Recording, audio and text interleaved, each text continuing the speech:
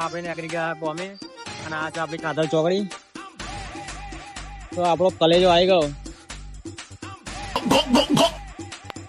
તો આવી ગઈ આપણી આઈસરમાં પેલા પતરા ભરવાના હતા.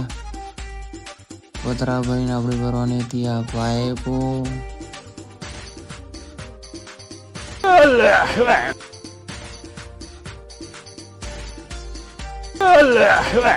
તો ફાઇનલી પતરો અને પાઇપો ભરાઈ ગઈ છે. તો આપણને લાગી ગયેલી ભૂખ ને આપણે આવી ગયા જમવા હોટલમાં. તો જમીન આવીને થોડીક કરી બકચોદી.